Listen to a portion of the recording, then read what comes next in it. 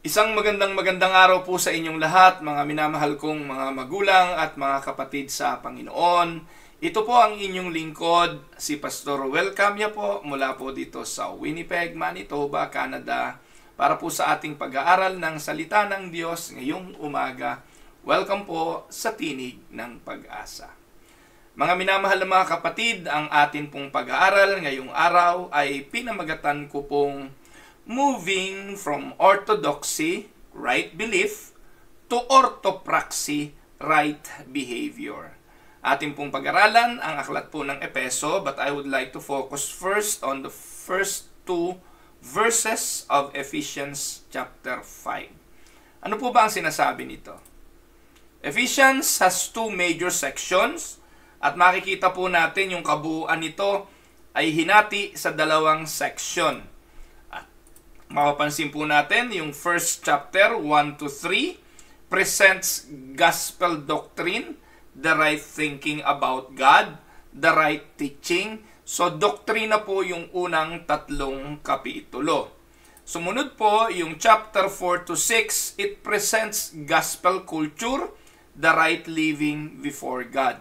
Yung unang tatlo, yun yung orthodoxy, the right belief, at yung huling tatlo ay may kinalaman naman sa orthopraxy o yung tinatawag na right behavior. Right thinking leads to right living, and gospel doctrine creates a gospel culture. Yan po yung mensaheng kabuuan ng aklat ng Epeso. Kaya maganda rin pong pag-aralan kung makapagsisiris lang po ako dito, I would rather discuss the book of Ephesians book by book or chapters by chapters, para lubusan po natin itong maunawaan. Pero in a nutshell, pwede po nating makita kung ano yung pinaka-summary, yung pinaka-puso, bakit isinulat ni Apostol Pablo ang aklat ng Epeso. So makikita po natin, to maintain the gospel culture, or meaning to live a Christian life, we need a constant dose of gospel doctrine. Kaya si Pablo, kung magsusulat po siya, meron pong katangian yung kanyang mga epistles. May katangian paano siya magsulat. At katulad po sa aklat ng Roma, sinisimulan niya po ito sa pagpapakita ng importansya ng mga katuruan. Importansya ng orthodoxy o ng right thinking o right doctrine. Bakit? Kasi kung hindi tama ang doktrina, mali din ang pamumuhay. Kung hindi tama ang pagkaunawa, mali rin ang magiging paraan ng pamumuhay. Kaya laging ganon magturo si Pablo. To maintain the gospel culture or the right living, we need a constant dose of gospel doctrine. But somehow, we continually forget the best news in the world. No? And that is why, ano po, ibig sabihin, kung anong balita ngayon, bukas nalilimutan natin Ang bilis nating makalimot kung anong uso ngayon, bukas may panibagong uso, nakakalimutan na natin yung dati. Kaya we must always be reminded of the basic or the doctrine or what the foundation of our belief. That is why si Martin Luther sabi niya, we need to beat the gospel into our heads continually. We need to inject, we need to beat the gospel in our heads continually. And if we don't drink constantly from the fountain of God's love in the gospel, we will not experience a gospel culture, because culture is a manifestation of what we think. Yung sinasabi ko pong culture, yun yung pamumuhay. Yun po yung way of life. Kung ano yung way of life, kung ano yung culture, kung ano yung pamumuhay, yun po ang inaakala mong pinaniniwalaan mo.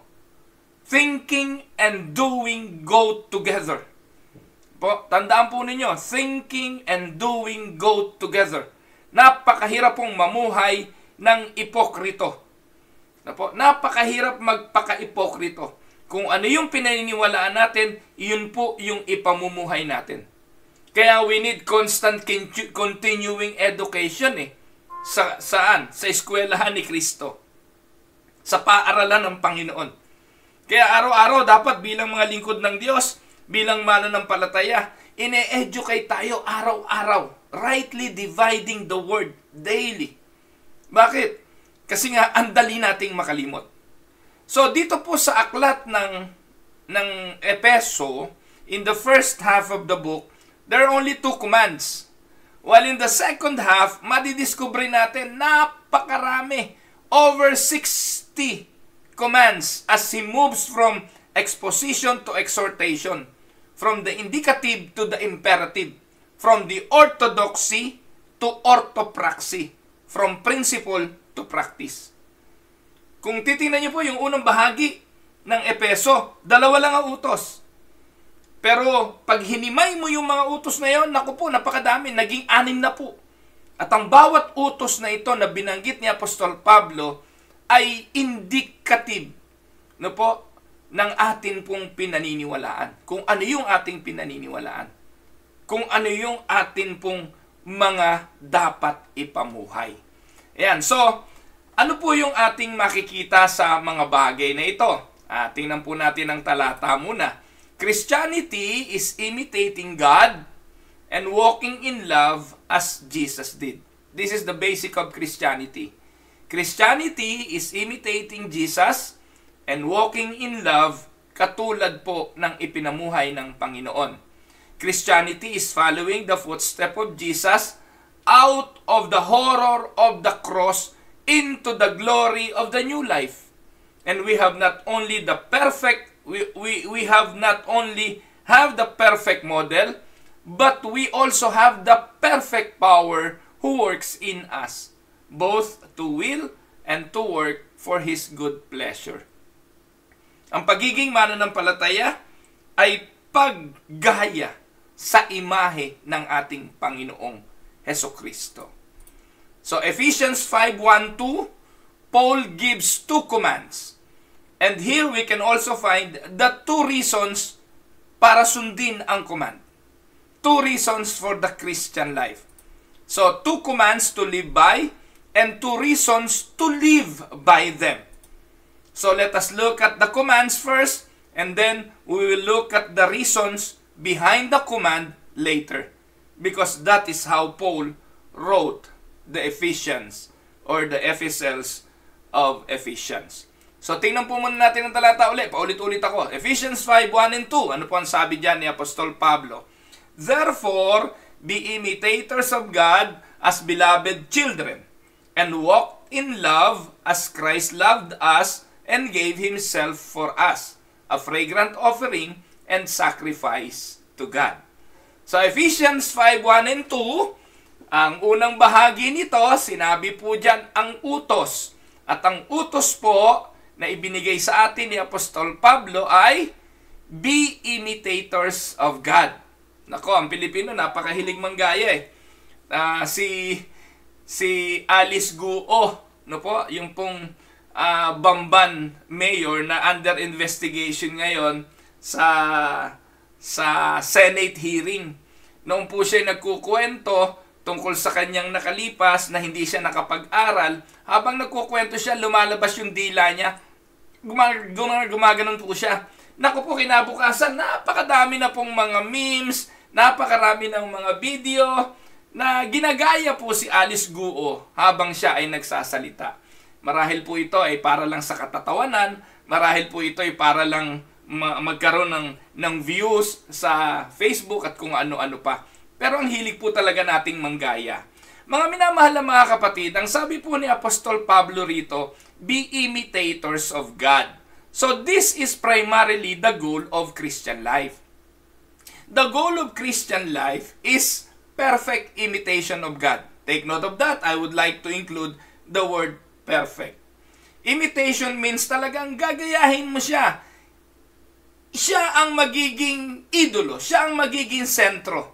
And the Apostle John said that one day, we shall be like Him. Darating naman yung panahon no? Sa dulong bahagi ng ating mga buhay, pagbalik ng Panginoon, we will be perfectly like Him. Because we shall see Him. We shall see Him as He is. So, the whole of the Christian life is summed up in here. No? Sum up right here. Be imitators of God. This is the point. So the Apostle Paul takes us to school. What are we doing when we imitate Christ? Ano ba yung ginagawa natin? Christianity is imitating God and walking in love as Jesus did. Christianity is following the footstep of Jesus out of the horror of the cross. So dito makikita natin, anong sabi? The goal of the Christian life is perfect imitation. Ang tanong, what are we doing when we imitate God? We are trying to become the greatest good in existence. That is the meaning. What are we doing when we imitate God? Ano bang ginagawa natin pag ginagaya natin ang Diyos? Pag kinokopya natin ang Diyos? Pag ini-imitate natin ang Diyos? Ibig sabihin nun, we are trying to become the greatest good in existence. So God is the perfect person. He is full of love. He is full of joy. He is peace, patience, kindness, goodness, faithfulness, gentleness, and self-control. And God made us to imitate that. He wants us to be a person of love, a person of joy, a person of peace, a person of patience, a person of kindness, a person of goodness, faithfulness, gentleness, and self-control. In fact, ito po ang ibinubunga ng Santong Espiritu, ng banal na Espiritu sa atin. The Holy Spirit will bear fruit in our lives. No po, as we continue to live this life, we are here to imitate Christ, His perfect person. So, let us go back to the beginning. In the very beginning, when God created us, He said, let us make man in our image. Ano bang ibig sabihin nun? In the law, He said, be holy as I am holy. Jesus said, be perfect as your Father in heaven is perfect.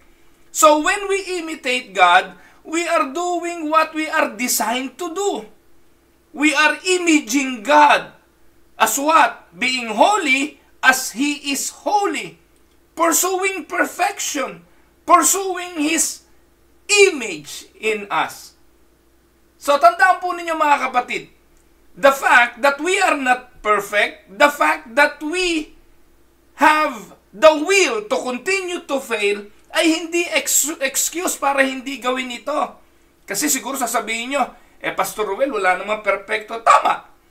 Pastor Ruel, lahat naman tayo nagkakasala. Tama. Sino ba may sabi sa inyong hindi na tayo magkakamali? Sino ba may sabi sa ating hindi na tayo magkakasala? Hindi ko po tinuro yan kahit kailan. So, the fact that we have and will continue to fail is no excuse out of this command. It is the more reason that we need it. Because we are continuously failing, isa lang ibig sabihin, patuloy natin siyang kopyahin.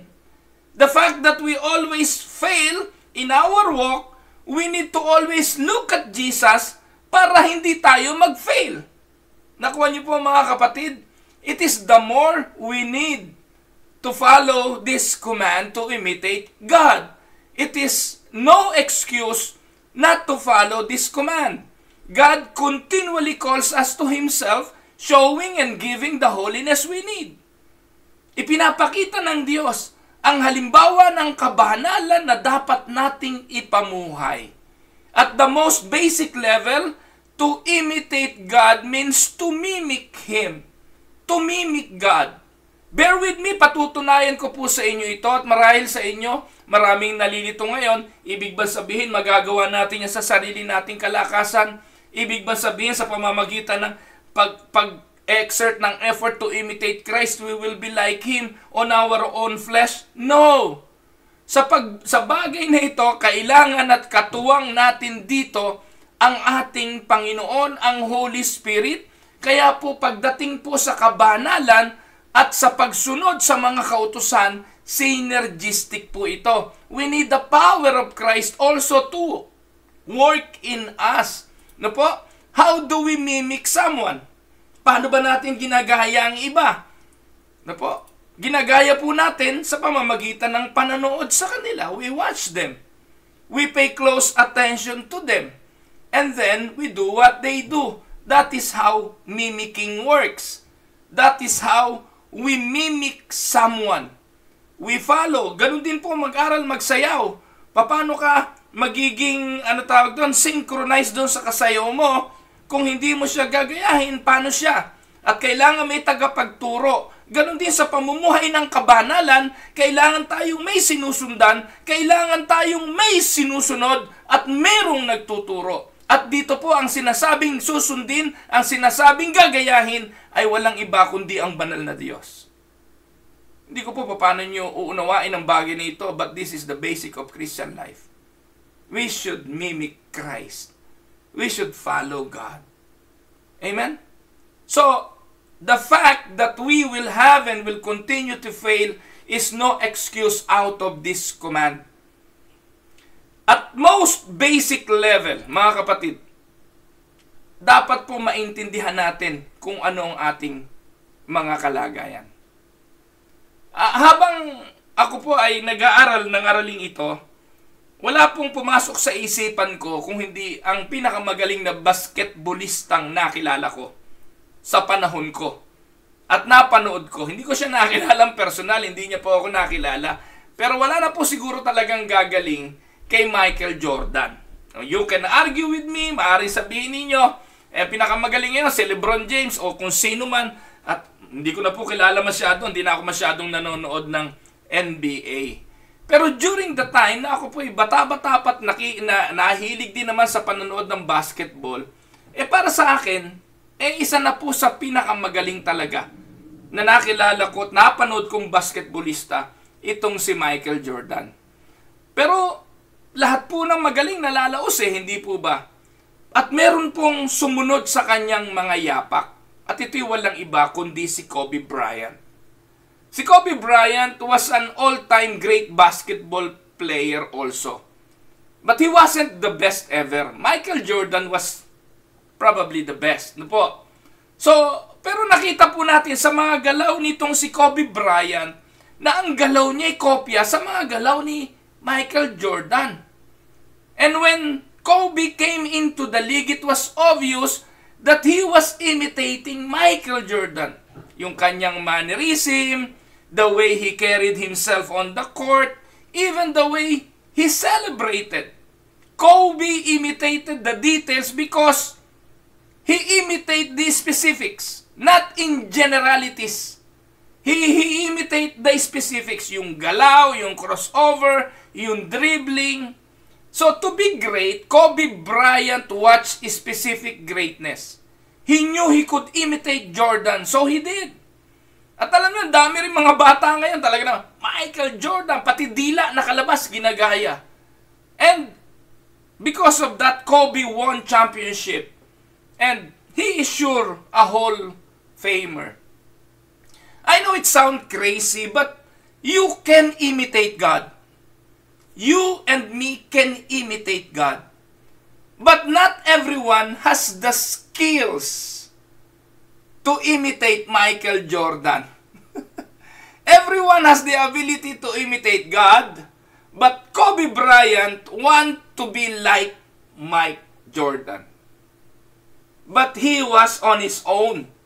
Jordan never sat down with him or never coached Kobe on how to play basketball. All Kobe needs to do is to watch the tape, watch Michael Jordan move, and that is how he mimicked Michael Jordan. Mga kapatid, we were made to be like God. And God came down in Christ to show us the way. Jesus is the way, the truth, and the life. And God gave and preserved the scripture where we can see the work and wisdom of the Lord. And He even sent the Holy Spirit within. The Holy Spirit serves as the divine coach, and the Holy Spirit gives everything we need to live a full Christian life. Therefore, we can imitate God with those power, with those help, We have the scripture, we have the story of Christ, we have the Holy Spirit that will enable us to copy God. But let us understand our place. We need to understand where we are. Una, ang sabi ng Bible, we are children of God. We are not God. Take note na po, huwag niyo pong ipagkakamali, hindi natin kinokopya ang Diyos para tayo maging Diyos. Hindi po yun mangyayari. Yung pong doktrina na tayo magiging mga Diyos ay pagan teaching. It is not what the scripture said. We imitate Christ because that is how it is. Kokopyahin ng anak yung kanyang tatay. Ganun po yun eh. We are children of God and we are not God. Na po, tandaan po ninyo. And we are called to imitate God and not to be God. Kobe Bryant could never walk into the court or any basketball court and expect the applause that was reserved only for Michael Jordan. He could imitate Michael Jordan but he couldn't be him.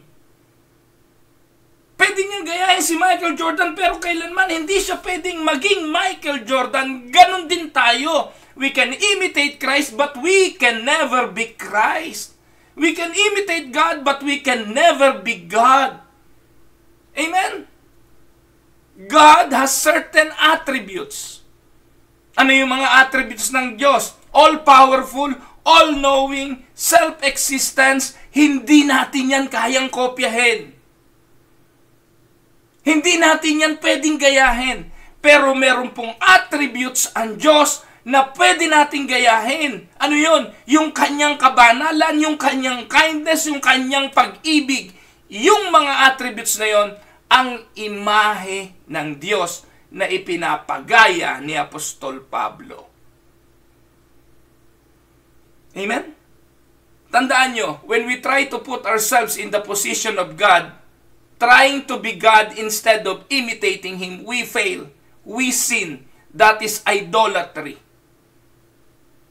We imitate what we face. And it is hard to look at God when we think you are God.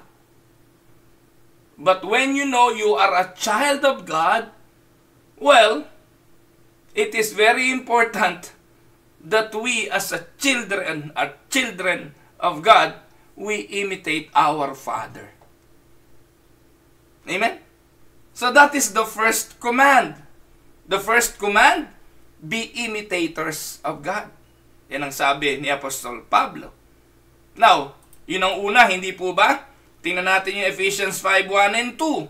Sabi po, therefore be imitators of God as beloved children and walk in love as Christ loved us. So, command number 2, ang sabi diyan, walk in love. Ang una, be imitators of God. Pangalawa, walk in love. So, ano pong ibig sabihin? Paul doesn't say, sprint in love, or run in love, or marathon in love. Paul the Apostle says, walk in love. I bet you could sprint in love if you had to. Yung mga, sabi niya, tumatakbo sa pag-ibig. Dahil sa bilis, andyan ngayon, bukas wala na. Yan yung mga nago-ghost, na uso yung ghosting. I don't know if you know what that means. Pero yung mga niligawan tapos biglang iniwan, yun ang tawag doon sa ghosting. They run in love. No? Hindi po nagmamadali yan. Ang sabi, we need to walk in love. It takes some effort. But you could do it.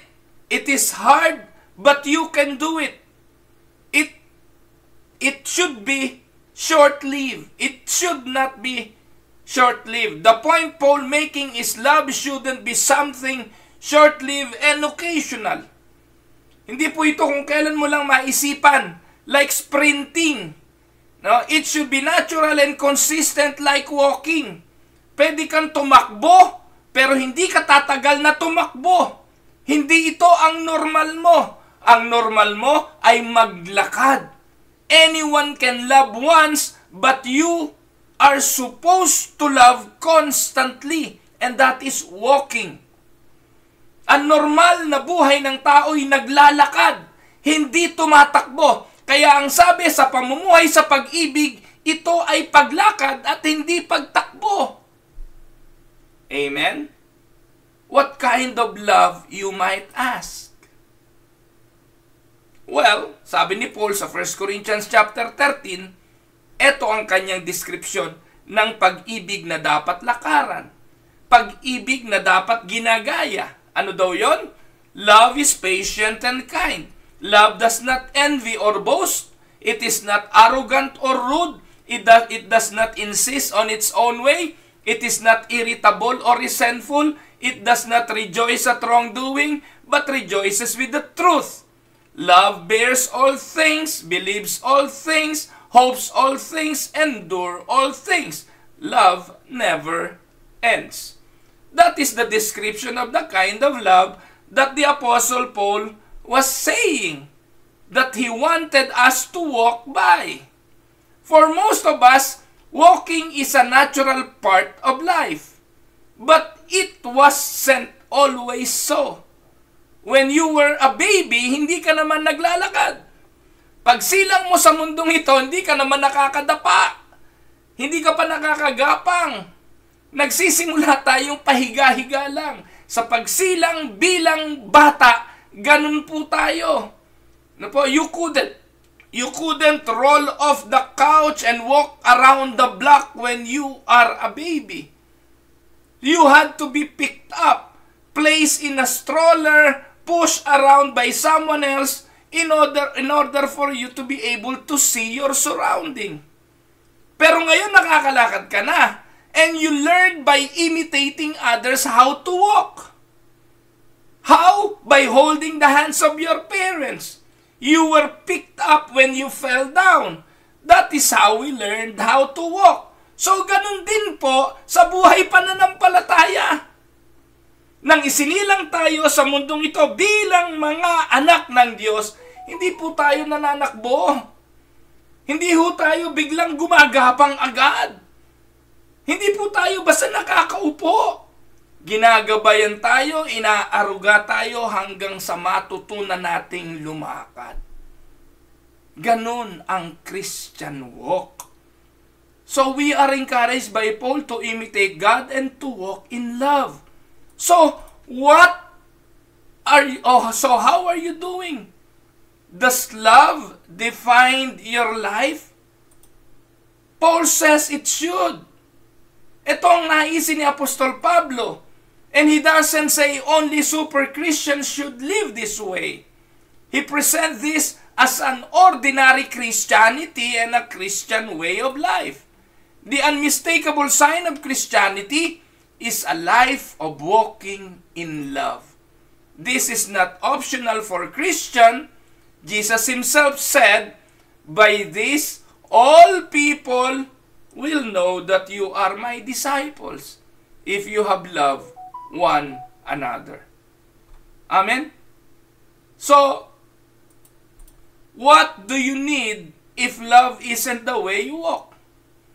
If you are not walking in love, what do you need to do? You need to realize you are a baby who needs help. You need Christ. Amen? So you need Him to come and pick you up, put you in His stroller, and take you for a walk. He'll show you what love looks like. He'll take away your excuses and give you reasons to walk. Galing pa rin sa Diyos. Galing pa rin sa Diyos ang pamumuhay na yan at ang tulong para tayong makalakad sa pag-ibig. Dahil hindi po likas sa atin yan eh. Ano po? Hindi po tayo pagsilang natin alam na natin yan. Natututunan po natin yan. And that is why Paul includes two reasons. Two reasons at the end of each command. And he is showing the gospel doctrine, upholding the gospel culture. Ang tanong, ano yung mga reasons why we need to imitate or to walk in love? the reasons why we need to imitate and walk in love. 1, we are beloved children. Ano pang sabi ng verse 1? Therefore, be imitators of God. Ano reason? As beloved children. Dahil anak tayo ng Diyos eh. Natural, tayo po'y anak ng Diyos, lumakad tayo o i-imitate natin ang Panginoong Diyos. I-imitate natin ang Ama, i-imitate natin si Jesus dahil anak tayo ng Diyos. Children imitate their parents. Sinong gagayahin niyang kapitbahay? Eh, delikado po yun pag ang kinokopya ng anak niyo ay kapitbahay ninyo. So, importante na kung sino yung unang mga tao na nakakasama, nakaka-fellowship, nakakarelasyon, at pinakamalapit sa puso ng sanggol, yun ang kanyang gagayahin. Di ba? Napakalungkot. Dahil wala kang oras sa anak mo. Wala kang panahon sa pag-aaruga sa anak mo. Ipinagkatiwala mo sa yaya. No? Magugulat ka dahil yun ang laging kasama ng iyong anak. Matututunan ng iyong anak ang kultura, ang pamumuhay, ang attitude ng yaya. Tama? Masakit, pero yun ang totoo. Pero tayo anak ng Diyos. At ang i-imitate dapat natin ang Diyos. Katulad din naman ng ating mga anak, ang i-imitate ng mga bata ang kanilang magulang. Amen? You don't have to tell them to do it. It's just happen. Why? Because they are the biggest influence in their life. Parents are the biggest influence. They are their hero. They are the perfect human figure in their eyes. At ito po yung kanilang gagayahin. But, take note of this. Earthly parents fail. Earthly parents fail to live up to the test of time. Hindi lahat ng magulang ay magandang halimbawa. Hindi lahat ng magulang ay tama ang kanilang paglakad na sinusundan ng kanilang mga anak. Hindi lahat ng magulang ay nakakapamuhay ng ayon sa naisin ng Diyos. They disappoint. So, when we are disappointed by our parents, we distance ourselves. May mga anak na ginugulpe, binubugbog, pinagsasamantalahan ng mga magulang. So, lumalayo ang loob ng anak sa kanyang magulang. So, hindi niya to ginagaya, humahanap siya ng ibang gagayahin. Tama? At alam po natin yan. No, I will not be like my father. I don't want to be like him. Lagi pong ganon ang nagiging litanya. So, we distance ourselves. We orphan ourselves to avoid pain. And many of us even transfer parental disappointment unto God. Yung mga galit sa mga magulang, na itatransfer yung galit na yon maging sa Diyos. Pero wag nating kalilimutan, your father may not have been all he should, but God will never let you down. Human parents are subject to failure and they can disappoint us. But it is not fair to also give that disappointment sa ating Diyos Ama, because not like our parents here on earth, the Father in heaven will never let us down. In fact, if you view God like a more distant version of your earthly parents, you will never imitate Him. You will never imitate God if you will look God as an image of your earthly parent. So to imitate God, you need to be like a child caught up in the wonder of your Father. And unlike some of our earthly parents, God constantly tells us for us to love Him because He loved us. Do not orphan yourself. Accept your childhood. So many of your problem results from forgetting that you are a child of God. If you have a failure in your relationships right now, if you have some problems and failure in your life, maybe it comes from the basic reality that you forgot that you are a sons of God. You are part of His family. Amen? So, importante po na makita natin yung kaibahan kung tayo po ay orphan or tayo po'y anak ng Diyos. Meron pong isang diagram that I would like to show you. On the left side, yan yung pagiging orphan. John 14:8, sabi ng Diyos, I will not leave you orphans. Sa right side, the child of God, ang pangako ng Diyos, but He has given us the spirit of sonship, and by Him we cry, Abba, Father. Sa pagsilang natin sa kaharian ng Diyos, ang unang sigaw natin ay Abba, Father. Katulad din naman ang pagsilang natin sa mundong ito, yung uha, yung iyak, ay katumbas ng iyak na Abba, Father sa pagsilang natin sa kaharian ng Diyos. Yung orphan feels alone, lacks of vital daily intimacy with God, is full of concern, anxious over felt needs, relationships, money, health. I'm all alone and nobody cares. I'm not a happy camper. So those are the characteristics of an orphan. An orphan lives on a succeed-fail basis, needs to look good and be right. The orphan is performance-oriented, feels condemned, feels guilty, and unworthy before God and others, has little faith, lots of fear, lots of faith in himself, and I've got to fix it. You are all alone. Orphan nga eh. But the child of God is different. It has a growing assurance that God is really my loving Heavenly Father. The child of God trusts the Father and has growing confidence in His loving care. Is being freed up from worry. Meron siyang ama eh. Yung orphan, laging alala dahil nag-iisa, pero yung anak ng Diyos, lagi siyang confidence dahil alam niyang hindi siya pababayaan ng kanyang ama. Alam niyo mga kapatid, siguro naman may mga anak din kayo. Ako po 3 anak kong lalaki. Yung mga anak kong lalaki, hindi nila iniisip kung anong babaunin nila bukas. Paggising po nila, nakaredy na yung baon, kukunin na lang. No po? Ilalagay na lang po sa bag. Sa lunch, naka-lunch box na po yon. Iba po yung kay Yenyen, no? Iba yung kay Ruben, iba yung kay Ru, iba pa rin yung sa nanay nila.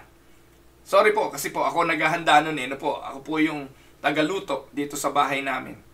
Hindi po nila iniisip kung ano yung pang-grocery. Hindi po nila iniisip kung bayad na yung kuryente, bayad na yung tubig. Hindi nila iniisip kung bayad na yung bahay. They are not worrying on those things. Eh kung orphan ka, kung ikaw ay ulila, lahat yun iisipin mo.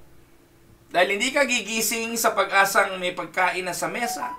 Hindi ka gigising sa pag-asang meron ka ng babaunin. Hindi ka gigising ng pag-asang meron kang bubong, meron kang tirahan, at meron ng mga probisyon na ito. Pero ang anak, lagi silang secured na meron sila ng mga bagay na ipoprovide ng kanilang tatay. Mga kapatid, I am talking of me and my family. I am not a perfect father and I will not probably perfect till the days that Jesus come. Pero I am trying to be like a good father to my children. At ginagaya ko po ang prinsipyong itinuro ng Biblia na meron akong amang mabuti, kailangan ko rin gayahin ang kanyang pagiging mabuting ama. Yun pong child of God feels loved, forgiven, and totally accepted because Christ merit really clothes him. Has a daily working trust in God's sovereign plan for her life as loving, wise, and best. Believes God is good. Those are the difference between an orphan and the child of God. Amen? So, ang tanong, which describes you? Are you an orphan? Or are you the child of God? The Bible calls Christians beloved children. Sabi po ng Romans 8:15, the Spirit you receive does not make you slaves so that you live in fear again. Rather, the Spirit you received brought about your adoption to sonship. We are adopted in the family of God. That is why we cry, Abba, Father. And it is the Spirit na regenerated us in order to become children of God. Galatians 4:6-7, because you are His sons, God sent the Spirit of His Son into our hearts, the Spirit who calls out, Abba, Father. So you are no longer a slave, but God's child. And since you are His child, God has made you also an heir. Tagapagmana. Sabi ni John, yet all who did receive Him, to those who believe in His name, He gave the right to become children of God. Amen? So if you are in Christ, God relates to you not like a king to a servant or a boss to an employee, but as father to a child, with warmth and depth, tenderness and care, attention and intention. So Paul says, be like your father, be imitator of God as beloved children. Amen? You are not an orphan, you are a child of God. So, ano yung reasons? The reasons why we need to imitate and walk in love. We are beloved children. And 2, Christ loved us and gave Himself for us.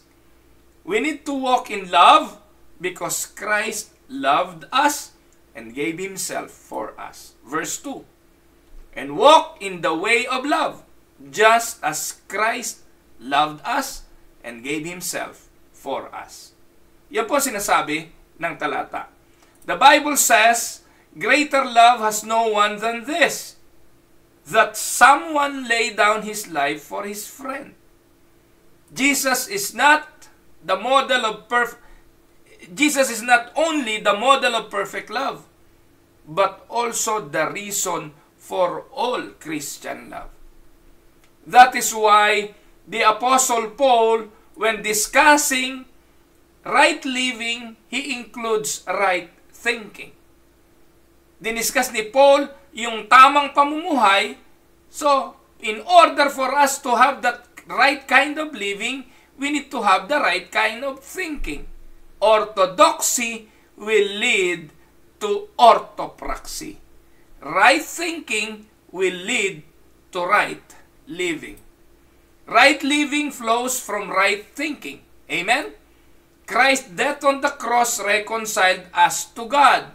It's the supreme act of love. And if we're ever going to have a chance of walking in love, it's going to be in response to God's love. Yung ating paglakad sa pamumuhay, sa buhay Kristiyano, ay tugon sa pag-ibig ng Diyos. Hindi tayo namumuhay ng kabanalan para ibigin ng Diyos, kaya tayo nakakapamuhay sa kabanalan dahil inibig na tayo ng Diyos at ibinilang tayong mga anak. Now, ang question is, what dominate your mind? What dominate his mind was not the living, but the giving of his life. This is the mind of Christ. Do you know what dominated his life? It is not his living. What dominated the mind of Christ was the giving of his life.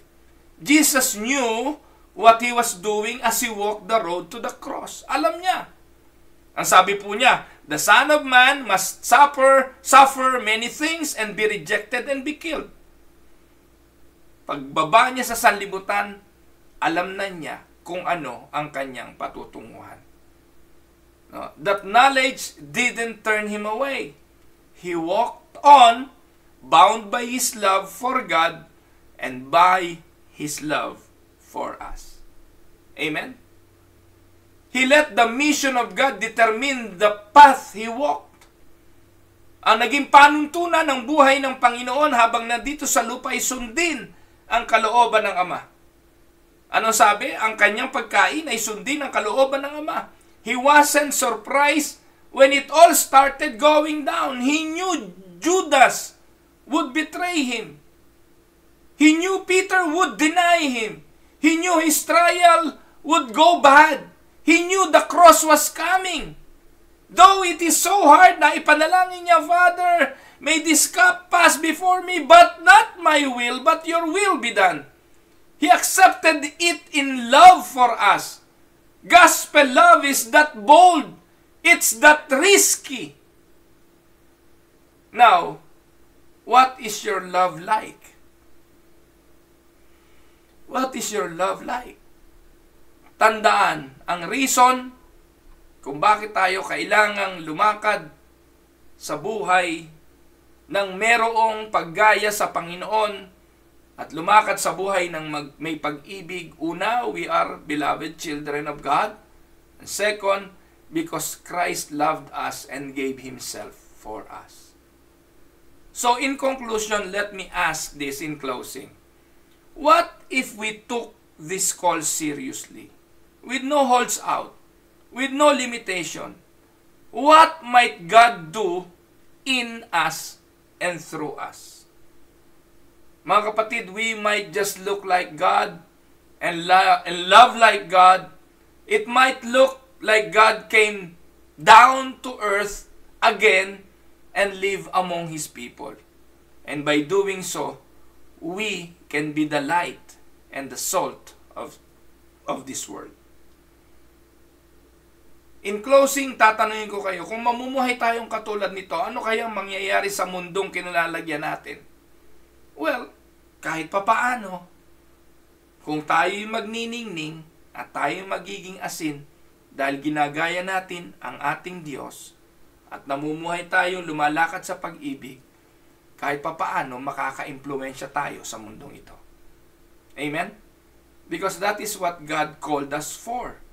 Hanggang sa kanyang pagbalik, habang hinihintay natin siya, hanggang sa namumuhay tayo rito, we need to be the light and the salt of the world.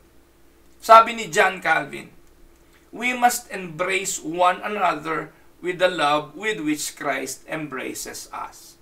Jesus loved us and gave Himself for us. Real love includes giving ourselves up. Real love is costly. Real love stretches. It stretched Christ out on the cross. Ang question, are you being stretched with Him? Imitating God doesn't only mean His attributes, but also His sufferings. Who are you suffering for Jesus? Or are you suffering right now for Jesus' sake? The test that gospel doctrine has settled down deep is the visibility of gospel culture, marked by joyful, sacrificial living.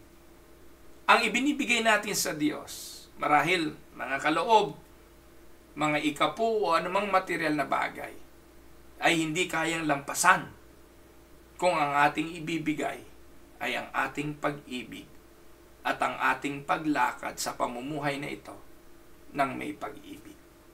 Be imitators of God and walk in love. Amen? Ito po ang inyong lingkod, si Pastor Ruel Camia, mula po dito sa Winnipeg, Manitoba, Canada, para po sa ating pag-aaral ng salita ng Diyos, dito po sa Tinig ng Pag-asa.